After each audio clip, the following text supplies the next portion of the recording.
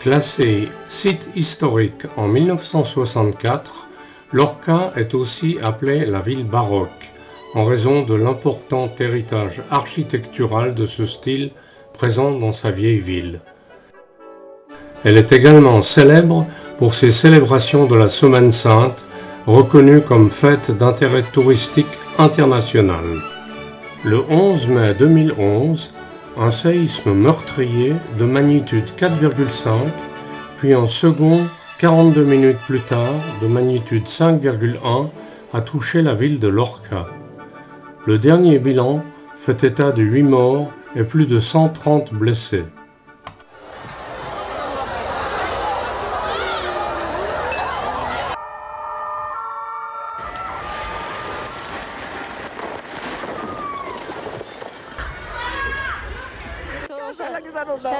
La escalera se ha caído y en un piso que tiene se han caído todos los cuadros, todos los muebles, toda la cocina, hecha un desastre. ¡Silencio! Vete conmigo. Vamos, poco a poco. Ahí está. Vaya a salir, hay que sacar. Cuando ha habido un primer terremoto y la réplica es más fuerte todavía que el terremoto, pues es normal que la gente se ponga nerviosa y quiera salir a la calle. La segunda réplica ya nos salimos, vinimos a ver esta obra cómo estaba y mientras entró el constructor con algunas hermanas y entonces fue cuando repitió y vino todo abajo, que se salvaron de puro milagro. Hemos montado el puesto sanitario avanzado para atender a todos los afectados de Lorca y bueno, en principio ahora con un poco más de tranquilidad. Traen algo, por lo menos que han dicho agua, por lo menos, en fin, y esperar a ver lo que pasa. Estamos aquí y las noticias que dan es que hay 10, que parece ser que hay, porque van por 10, pero que parece ser que hay más. La situación actual es que hay mucha gente desplazada fuera de sus casas, prácticamente la mayoría, ninguna se atreve a volver porque casi todas las casas están en alguna manera afectadas, con lo cual pues la gente está en la calle. Tuvimos una noche un poco mala porque no hemos podido descansar bien. Por eso mejor nos levantamos para caminar y ver a nuestros compañeros que están por allí y luego volver a ver si es que nos dan alguna ración para poder desayunar. Lo justo y tampoco puede haber.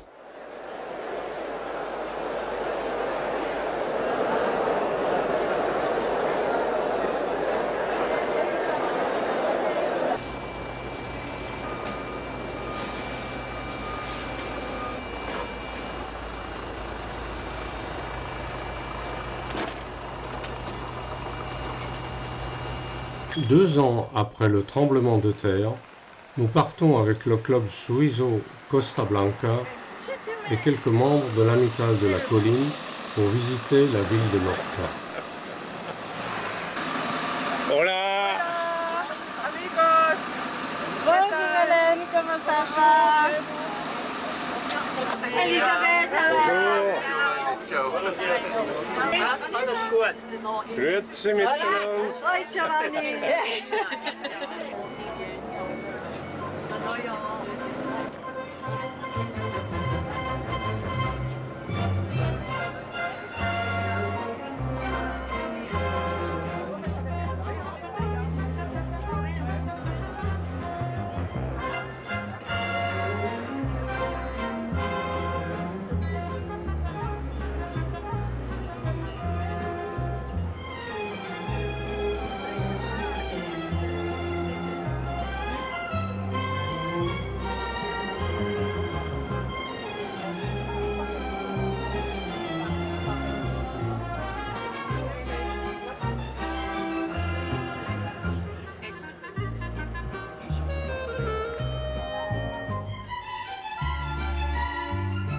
Arrivés à Lorca, nous visitons tout d'abord la foire artisanale de la région de Murcia.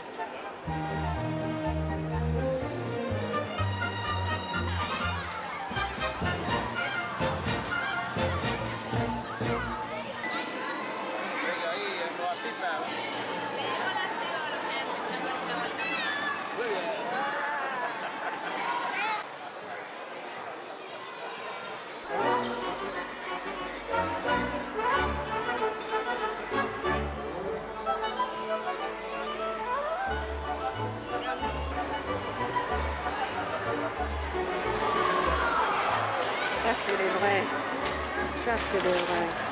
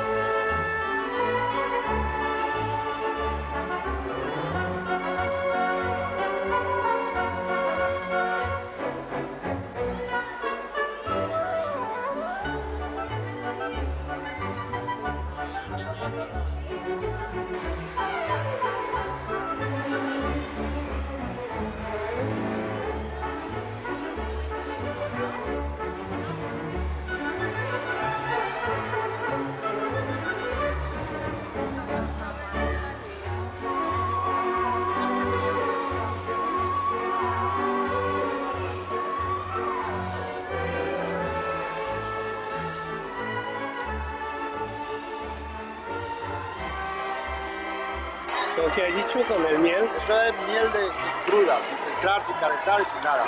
Lleva toda su riqueza, todo su aroma y todo su sabor. Tal cual como sale de la colmena. ¿Eh? Sí, muy bien. Gracias. Venga.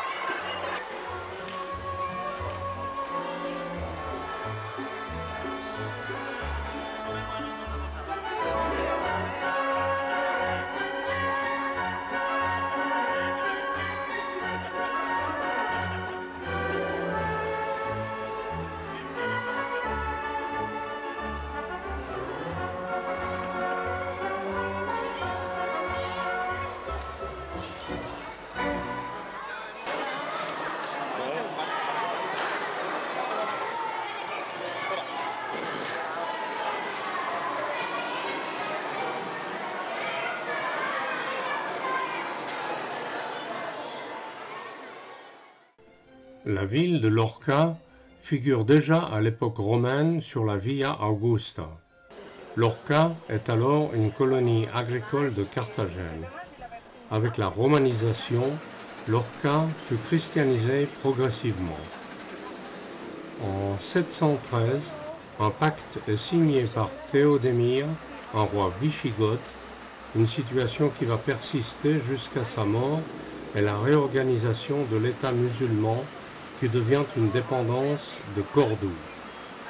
En 1244, la ville continue comme à l'époque arabe d'avoir son rôle central dans une riche région agricole avec une importante activité artisanale.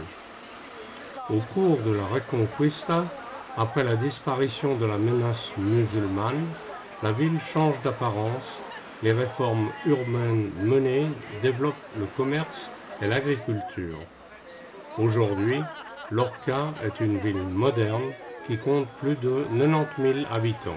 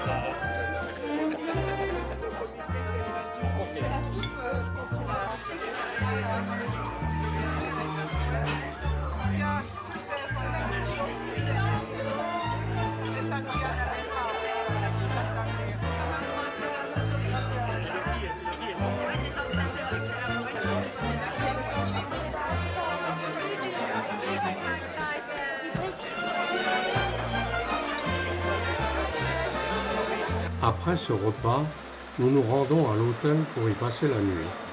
Malheureusement, comme c'est la saison d'hiver, le spa et la piscine sont fermés.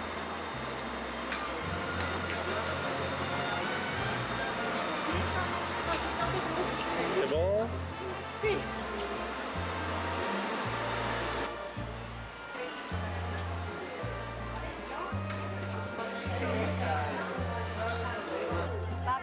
Après une bonne nuit, nous entamons notre deuxième jour de visite.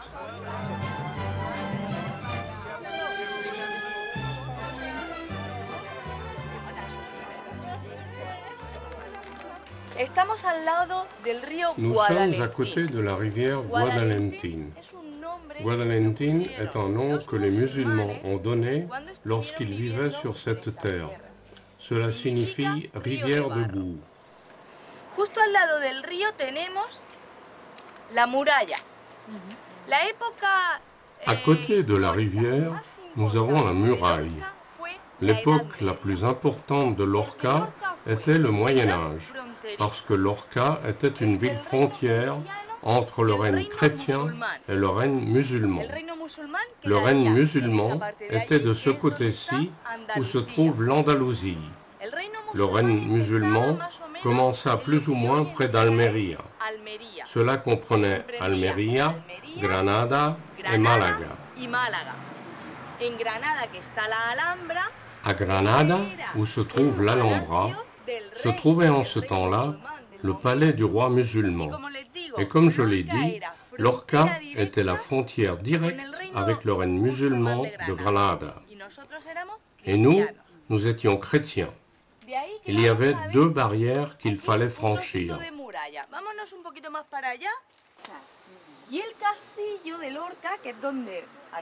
Les ennemis, pour franchir les murailles de la cité où nous allons monter plus tard, se trouvent au sommet de cette colline.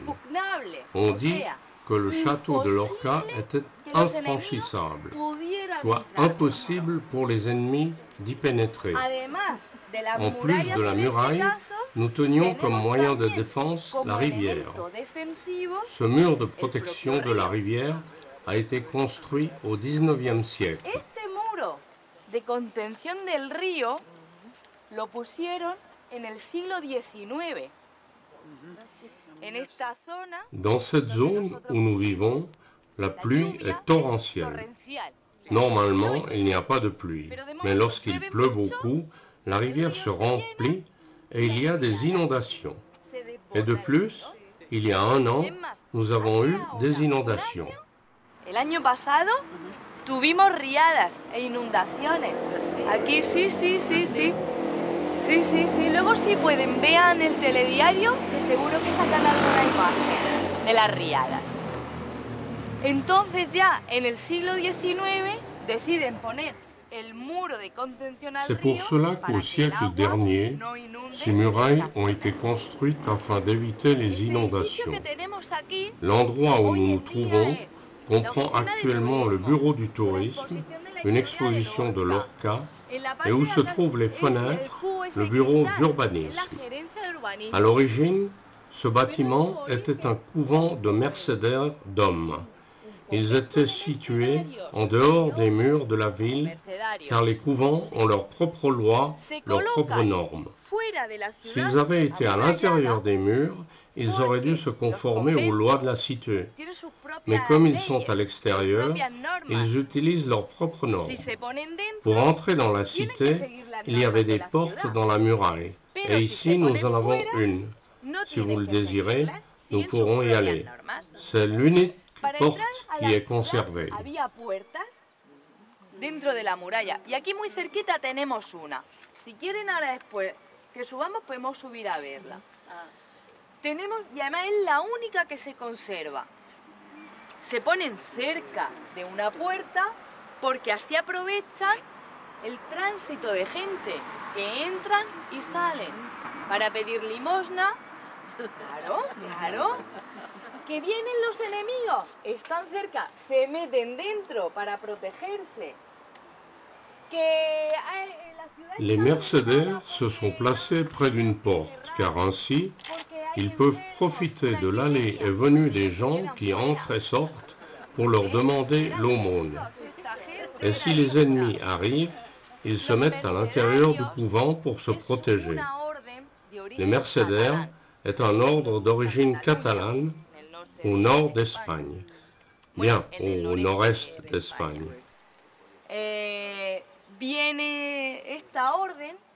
Cet ordre des mercédaires a été initié par le roi Jaime I, le beau-père d'Alfonso X el Sabio.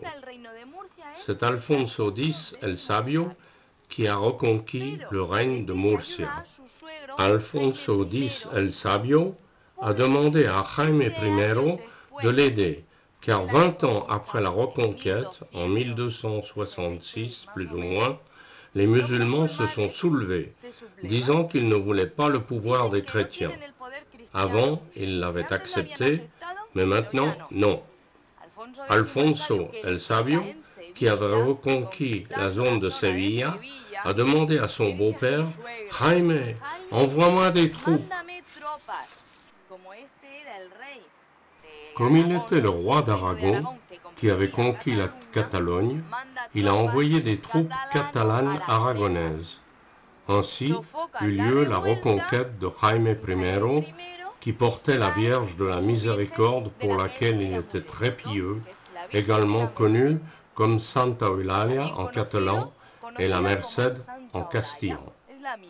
Santa Eulalia es en catalán y la Merced en castellano. Así que los mercedarios, su virgen es la Merced.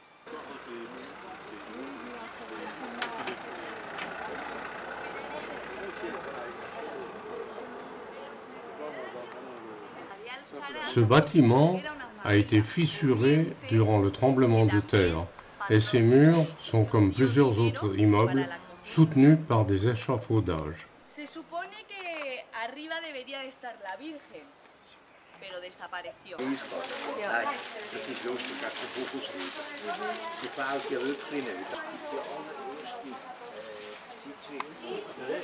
Nous pénétrons maintenant dans le centre des visiteurs. Situé dans l'ancien couvent de la Miséricorde, le centre des visiteurs nous donne un premier contact avec la ville, la culture et l'histoire de Lorca.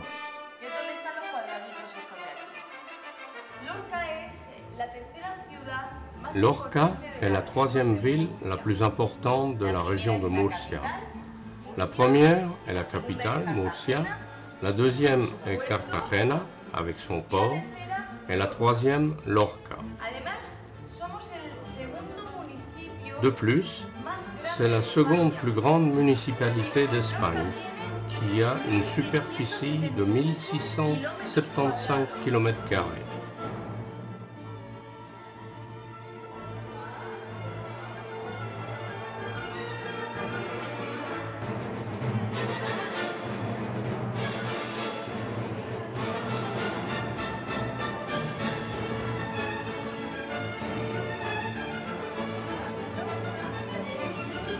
À l'époque romaine, la ville la plus importante de la région de Murcia fut Cartagena.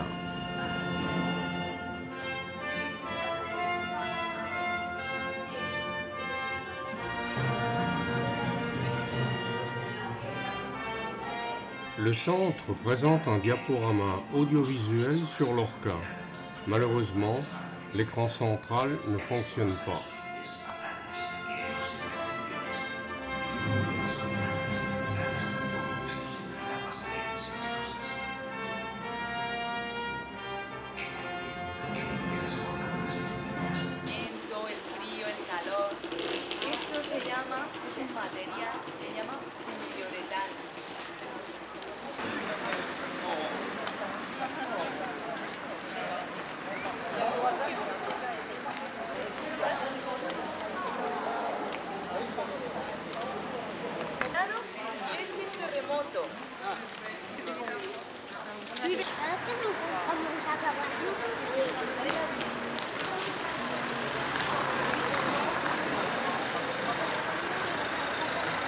Nous allons maintenant visiter le musée Gubla, un musée de broderie artistique unique au monde.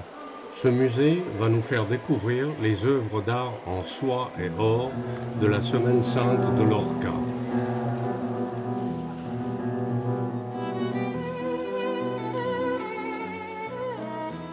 L'on découvre ici quelques-unes des meilleures œuvres de la confrérie, comme capes et autres objets, qui sont portés par les différents groupes bibliques de la procession spectaculaire de la Semaine sainte de Pâques.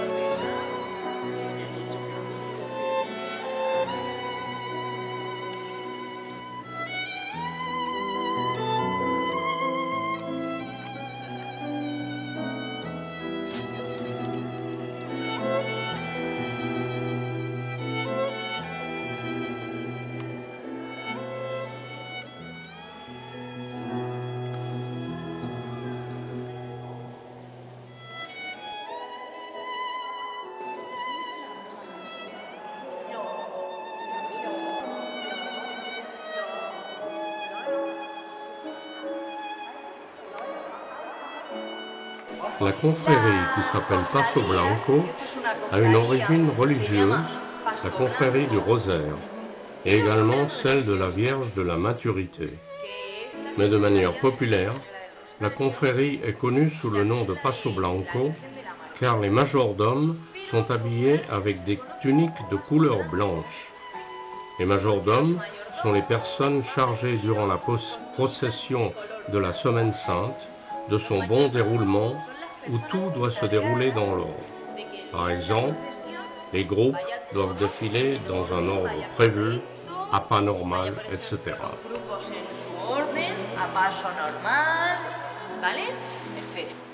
La Semaine Sainte a été créée par les rois catholiques, parce que les personnes de l'époque étaient incultes.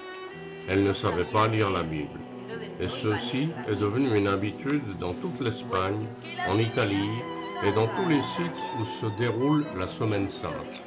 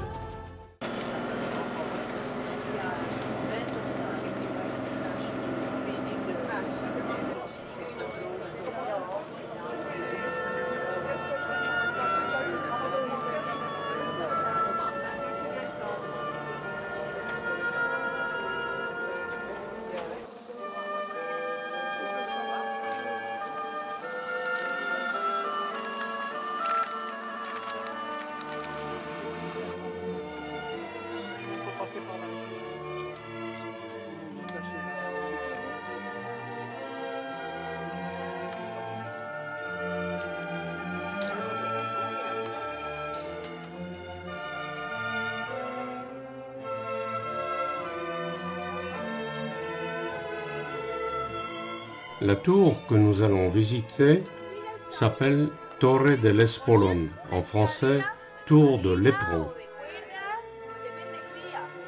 Le château de Lorca est une forteresse médiévale qui domine la ville. Il comprend une série de structures défensives qui a transformé la ville en forteresse imprenable au sud-est pendant le Moyen Âge. Le château de Lorca était un bastion clé dans la lutte entre chrétiens et musulmans au cours de la Reconquista. Par sa taille, 640 mètres de long et 120 mètres à son point le plus large, il est l'un des plus grands châteaux d'Espagne.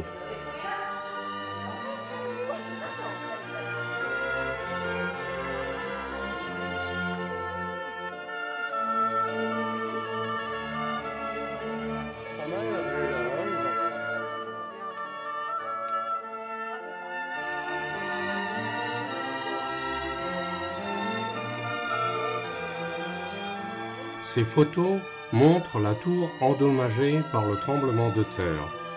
On voit ici cette tour réparée.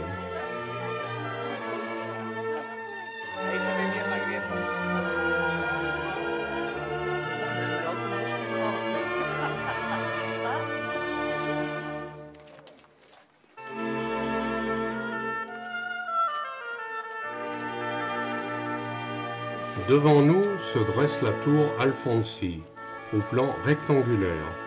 Elle fut reconstruite au XVe siècle. Le château a été aménagé en tant qu'espace thématique dédié au tourisme et à l'interprétation du patrimoine sous le nom de Forteresse del Sol. Cette initiative a valu à Lorca de compter parmi les finalistes du programme européen d'excellence en reconnaissance de son offre de tourisme.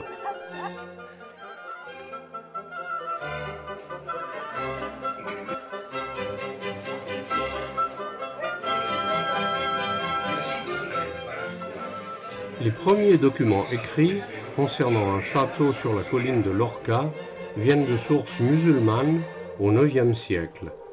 Dans la partie occidentale se trouve un grand grenier pour protéger les aliments et le bétail en cas de danger.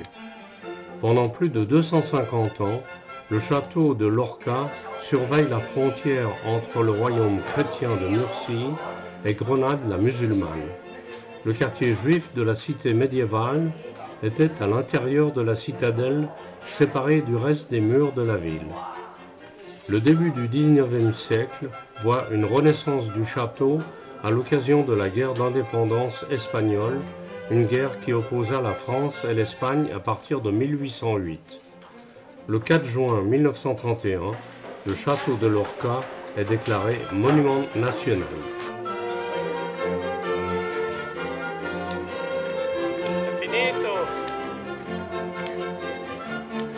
Finito il viaggio, andiamo a casa adesso. Sì, va bene, vai, scende. Va bene? Il château lassù, guarda, la torre, qui. Sì, adesso... Che bello!